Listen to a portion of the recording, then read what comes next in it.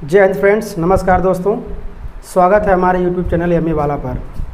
आज के इस वीडियो में आप सीखेंगे लैंग्वेज क्या है, इसके टाइप्स क्या हैं, लिटरेचर क्या है और ये क्यों ज़रूरी है, और इंग्लिश क्या है, इंग्लिश का क्या इम्पोर्टेंस है हमारे दैनिक जीवन में। तो आइए शुरू करते हैं आज का आपका वीडियो।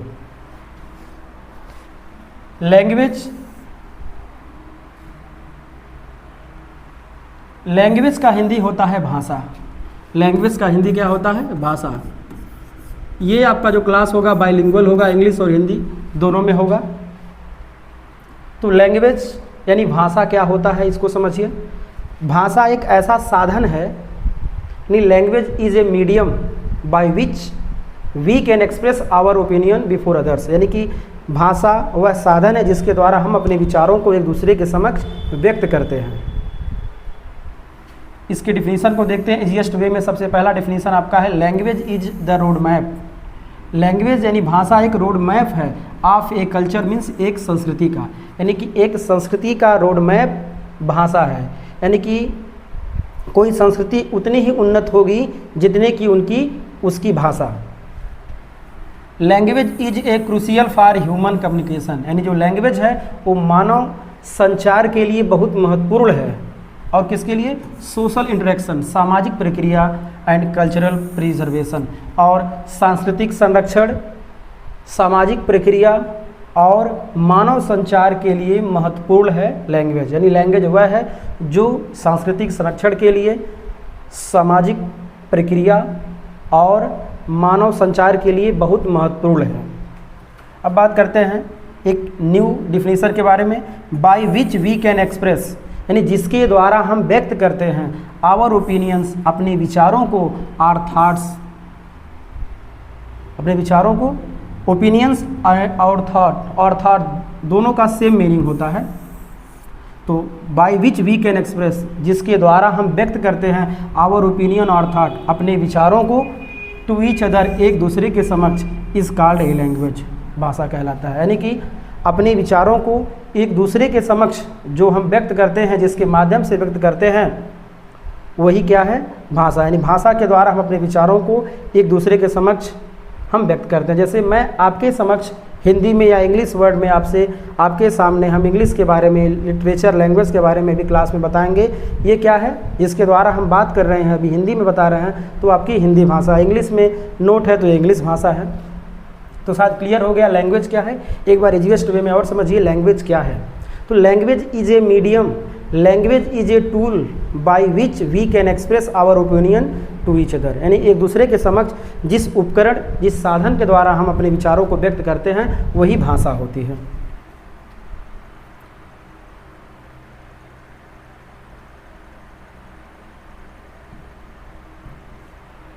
आइए जानते हैं टाइप्स ऑफ लैंग्वेज क्या होते हैं, यानी भाषा के प्रकार कौन कौन से हैं। तो 700 भाषाओं से भी ज़्यादा दुनिया में भाषाएं हैं। तो सबसे ज़्यादा the most spoken language in the world is, ये दुनिया में सर्वाधिक बोले जाने वाली भाषा कौन सी है? तो सबसे पहले स्थान पर आपका इंग्लिश आती है। सेकंड पर है mandarin Chinese language. Third number पे आपका सब्जेक्ट को आप बहुत डिफ़िकल्ट मानते हो, वही सब्जेक्ट, वही लैंग्वेज दुनिया की मोस्ट स्पोकन लैंग्वेज है, इंग्लिश।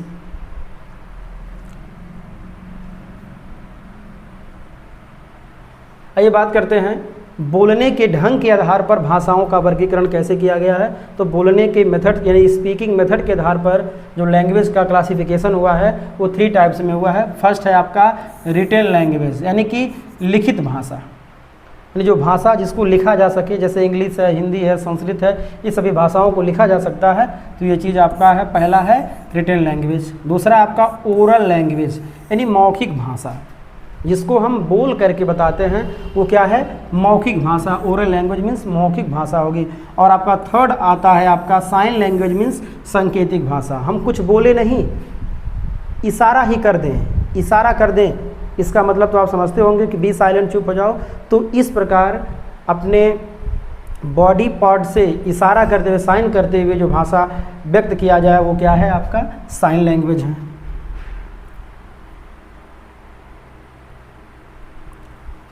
बात करते हैं इम्पोर्टेंस ऑफ लैंग्वेज। हमारे जीवन में आखिर भाषाओं का महत्व क्या है। हमारे जीवन में इस लैंग्वेजेस का महत्व क्या है, आखिर हम क्यों पढ़ने जा रहे हैं, क्यों पढ़े लैंग्वेज को हम। तो आइए समझते हैं क्यों लैंग्वेज ज़रूरी है, इसका महत्व क्या है। तो सबसे सर्वप्रथम हम बात करते हैं इन कम्युनिकेशन, संचार में भाषा का बहुत महत्व है। अगर हम आपसे बात कर रहे हैं, हमारी बात आप तक पहुंच रही है, तो इसका मीडियम कौन है, लैंग्वेज है। उसे बात करते हैं एक्सपेंस नॉलेज, ज्ञान के प्रसार में, ज्ञान फैले, क्या जरूरी है इसमें, लैंग्वेज बहुत ही महत्वपूर्ण भूमिका निभाता है। थर्ड आपका है कल्चरल प्रिजर्वेशन, सांस्कृतिक संरक्षण के लिए भाषाओं का होना अनिवार्य है। यदि आपकी अपनी संस्कृति को आपको बचाना है तो अपनी भाषा को बचाना होगा, इसलिए संस्कृति के सुरक्षा के लिए, संस्कृति के संरक्षण के लिए, कल्चरल प्रिजर्वेशन के लिए लैंग्वेज का होना अनिवार्य है। फोर्थ आपका सोशल इंटरेक्शन, सामाजिक प्रक्रिया, समाज में कैसे एक दूसरे के समक्ष अपने विचारों को रखें, इसके लिए हमें क्या चाहिए, लैंग्वेज नेसेसरी है। तो ये है लैंग्वेज का महत्व हमारे दैनिक जीवन डेली लाइफ में। फिफ्थ आता है आपका इमोशनल एक्सप्रेशन, अपनी भावनाओं को, अपने फीलिंग्स को कैसे आप एक्सप्रेस करेंगे, किस टूल से करेंगे, वही टूल आपका लैंग्वेज है। और without language we can't express our emotion before others. Sixth आपका है रीजनिंग एंड प्रॉब्लम सॉल्यूशन, तर्क और समस्या समाधान के लिए लैंग्वेज का होना अनिवार्य है। बात करते हैं इन एजुकेशन, शिक्षा में भाषा तो बेहद ज़रूरी अहम भूमिका निभाती है। यदि भाषा न हो, हिंदी या इंग्लिश भाषा न हो, तो हम एग्ज़ाम कैसे देंगे, टीचर आपको पढ़ाएंगे कैसे और आप सीखेंगे कैसे, प्राचीन बातों को आप जानेंगे कैसे। तो इसलिए एजुकेशन में, शिक्षा में भाषा की महती भूमिका है। अब आपका एट्थ है कल्चरल एक्सचेंज ETC, सांस्कृतिक आदान प्रदान के लिए लैंग्वेज का होना अनिवार्य है। भाषा को सीखने के लिए हमें ग्रामर की आवश्यकता होती है, तो इसलिए इसका आंसर क्या है, ग्रामर। इसको हिंदी में हम क्या बोलते हैं, व्याकरण कहते हैं। किसी भाषा को अगर हमें सीखना है तो हमें नॉलेज किसका होना चाहिए, ग्रामर का होना चाहिए। तो आइए जानते हैं ग्रामर क्या होता है, ग्रामर कहते किसे हैं। तो ग्रामर इज़ दैट नॉलेज, व्याकरण वह विद्या है विच टीचेज अस, जो हमको सिखाती है, पढ़ाती है, to write read and speak, लिखना, पढ़ना, बोलना, ए लैंग्वेज करेक्टली, एक भाषा को शुद्ध रूप से। यानी कि व्याकरण वह कला या विद्या है, व्याकरण वह ज्ञान है, विद्या है, जो हमें किसी भाषा को शुद्ध रूप से पढ़ने, लिखने, बोलने का ज्ञान कराती है।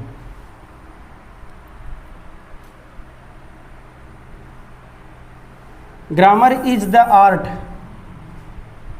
उस डिफिनीशन को हम ऐसे भी लिख सकते हैं, कह सकते हैं ग्रामर इज द आर्ट, यानी व्याकरण वह कला है which teaches us to write read and speak a language correctly, जो हमें सिखाती है क्या, पढ़ना, लिखना, बोलना, किसे, ए लैंग्वेज करेक्टली, एक भाषा को शुद्ध रूप से। यानी कि व्याकरण वह कला है जो हमें किसी भाषा को करेक्टली पढ़ना, लिखना, बोलना सिखाती है। अब बात करते हैं थर्ड डिफिनीशन, इसको हम दे सकते हैं क्या है, grammar is a tool, grammar is a tool, यानी ग्रामर एक उपकरण है, व्याकरण एक उपकरण है, बाई विच, जिसके द्वारा we can learn to speak, हम बोलना सीख सकते हैं, रीड पढ़ना, एंड राइट लिखना, ए लैंग्वेज करेक्टली, एक भाषा को शुद्ध रूप से। यानी कि व्याकरण वह टूल या उपकरण है जिसके द्वारा हम एक भाषा को शुद्ध रूप से पढ़ना, लिखना, बोलना सीख सकते हैं। The scholar of grammar is called grammarian, यानी कि व्याकरण के विद्वान को हम क्या बोलते हैं, व्याकरणविद। इसका अर्थ क्या होगा, व्याकरणविद। व्याकरण के ज्ञाता को हम क्या बोलते हैं, व्याकरणविद।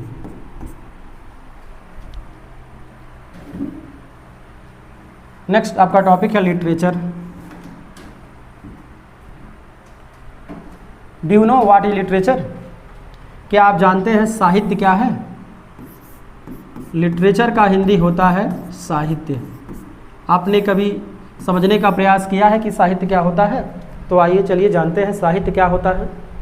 साहित्य का डिफिनीशन क्या है, साहित्य जो है वो समाज का आईना अर्थात दर्पण होता है, साहित्य समाज का दर्पण होता है। Literature is the mirror of human society, साहित्य समाज का दर्पण होता है। आइए बात करते हैं और लिटरेचर किसे कहेंगे, तो कोई भी लिखा हुआ सामग्री है, अगर कोई लिखा हुआ संग्रह है उसी को हम साहित्य कह सकते हैं। Literature is a collection of any types of written works, किसी भी प्रकार के लिखे हुए रचनाओं का संग्रह ही साहित्य है। किसी भी प्रकार का अगर कोई रचना लिखा गया है तो उसी को हम क्या बोलते हैं, साहित्य कहते हैं। Literature is the mirror of human society, साहित्य ही समाज का दर्पण होता है, यानी समाज में जो होगा वो साहित्य उजागर करेगा। यही कारण है कि जो फिल्में आपको दिखाई जाती हैं वो वही दिखाई जाती हैं जो समाज में घटित होती है, क्योंकि जो फिल्म है वो साहित्य का ही पोर्शन है। जो स्टोरीज उसकी होती है वो लिटरेचर में ही आता है। There are a lot of literature in the world, दुनिया में बहुत सारी साहित्य हैं, दुनिया में बहुत सारे साहित्य हैं। अब एग्जाम्पल में देखा जाए, आप अपने यहाँ की बात करें, सबसे प्राचीन जो साहित्य है वो है Sanskrit literature, Tamil literature, Hindi literature, ये सभी साहित्य हैं। English literature is the most popular literature in the world, दुनिया में सर्वाधिक लोकप्रिय जो साहित्य है वो आपका इंग्लिश है। और इंग्लिश ही क्यों है?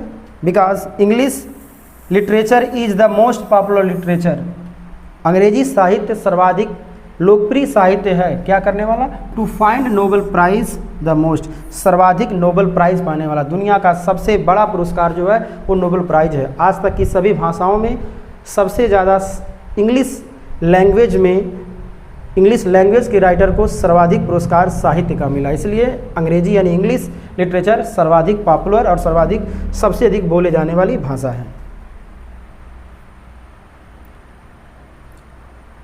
आइए जानते हैं अब टाइप्स ऑफ लिटरेचर, साहित्य के क्या क्या प्रकार हैं। आखिर साहित्य को भी तो डिवाइड किया जाएगा, तो सबसे पहले बात करते हैं साहित्य को दो कैटेगरी में इसको डिवाइड किया गया है। फर्स्ट है आपका फिक्शन, जिसके मीन्स होता है उपन्यास यानी काल्पनिक जिसमें बातें भी हों, और सेकंड आपका होता है नॉन फिक्शन, इसमें कोई काल्पनिक बातें नहीं होती हैं, इसमें रियलिटी बेस्ड स्टोरी होती है। तो फिक्शन में क्या क्या आते हैं? फिक्शन के जो सब टॉपिक्स हैं, जो ब्रांचेज हैं, क्या क्या हैं? नॉवेल यानी उपन्यास, शॉर्ट स्टोरीज लघु कहानी है, नोवेला ये थोड़ा नॉवेल से थोड़ा और बड़ा होता है, फेबल ये भी परियों की कहानियाँ हैं, मिथ पौराणिक कहानियाँ हैं, और लीजेंड ये आपके गाथाएं हैं। तो novel, short story, novella, fable, myth and legend, ये सभी जो सब टॉपिक्स हैं ये किस में आ जाएंगे? फिक्शन में। क्यों? क्योंकि ये इन सभी वर्क्स में, वर्क्स मीन्स होता है रचना या रचनाएं, तो इन सभी रचनाओं में काल्पनिक बातें, इमेजिनरी वर्ड्स यूज किए जाते हैं, इमेजिनरी थॉट को यूज किया जाता है, इसलिए इन्हें हम फिक्शन के कैटेगरी में रखते हैं। अब सेकंड आपका नॉन फिक्शन, जिसमें कोई काल्पनिक बातें नहीं होती, इसमें आपका बायोग्राफी आता है, इसका हिंदी होता है जीवनी। ये क्या होता है? किसी अदर पर्सन के बारे में उसके पूरे बायोडाटा को रिटर्न करना है तो वो किस में आ जाएगा? बायोग्राफी में। और ऑटोबायोग्राफी क्या है? कोई पर्सन खुद के बारे में अपनी पूरे लाइफ स्टाइल को लिखता है तो वो क्या है? ऑटोबायोग्राफी यानी आत्मकथा होता है। एस्से, इसका अर्थ होता है निबंध। ट्रेवल राइटिंग यानी यात्रा लेखन। और आपका नेक्स्ट है जर्नलिज्म यानी पत्रकारिता हो, यात्रा लेखन हो, निबंध, आत्मकथा और बायोग्राफी, ये सभी ऐसे वर्क्स या रचनाएं हैं जिसमें कोई भी इमेजिनरी थॉट्स का यूज नहीं किया जाता है, इसलिए इन सभी सब टॉपिक्स को नॉन फिक्शन में रखा गया है, यानी कि अकाल्पनिक लिटरेचर का पार्ट। अदर क्लासिफिकेशन यानी कि लिटरेचर को के अन्य भी क्लासिफिकेशन किए गए हैं, जिसमें आपका फर्स्ट नंबर पे आता है पोएट्री, सेकंड आपका है ड्रामा, थर्ड है आपका ओरल लिटरेचर। अब बात करते हैं पोएट्री क्या होता है। जो लिटरेचर होता है उसका वह पार्ट जो रिदम, मीटर इत्यादि में लिखा गया हो, जैसे जिसमें लय, ताल, छंद इत्यादि का समावेश हो, उसको हम पोएट्री कहते हैं। तो पोएट्री में जो पोएट्री के सब टॉपिक हैं, लिरिक्स हैं जिसको लोकगीत कहते हैं, इल्जी शोक गीत होता है, नैरेटिव पोएट्री होता है जो काफ़ी लंबा लॉन्ग पोएट्री होता है, ड्रामेटिक पोएट्री भी होता है जिसमें नाटकीय संवाद होते हैं। तो ये सभी पोएट्री के सब टॉपिक्स आते हैं के अंतर्गत आते हैं। सेकंड आपका है ड्रामा का अर्थ होता है नाटक। तो नाटक में आपके आते हैं ट्रेजेडी मीन्स होता है दुखांत, और कॉमेडी मीन्स होता है सुखांत, और ट्रेजी कॉमेडी ये होता है सुख दुखांत। इसमें दुखद और सुखद दोनों घटनाओं का समावेश होगा, और इसमें केवल कॉमेडी होगा, केवल हंसने वाला ही जोकिंग मतलब तथ्य होंगे। और आपका जो फर्स्ट है ट्रेजेडी, इसमें दुख भरी कहानियाँ होंगी। तो ऐसे आप फिल्में, इन पर सभी फिल्में बनी होंगी, आप देखे होंगे। थर्ड आपका आता है ओरल लिटरेचर। ये क्या है, कैसा है? ओरल मीन्स होता है मौखिक। अब बात करते हैं मौखिक साहित्य, ये क्या है? तो ये फोक टेल्स, परियों की कहानियाँ, कहावतें, प्रोवर्ब्स मीन्स होता है कहावतें, और चैंट्स मीन्स होता है मंत्र, सॉन्ग्स मीन्स होता है गीत। यानी कि परियों की कहानियाँ, कहावतें, मंत्र और सॉन्ग्स, इन सभी को ओरल लिटरेचर के अंतर्गत रखा गया है, क्योंकि इसे मौखिक ही सुना जाता है, बोला जाता है।